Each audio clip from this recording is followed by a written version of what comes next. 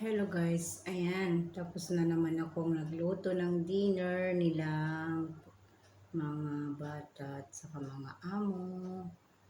Ayan po yung patatas na sangkatutak at saka yung nuggets. Ayan, yung mga nuggets guys. Yung hotdog na 15 peraso ata yan, 1 and a half. Mahigit na, 1 and a half siya guys, nasupot. Ang ginawa ko, ayan yung nuggets, 3 karton. Ang ginawa ko rin guys, ayan, isang supot na patatas, french fries.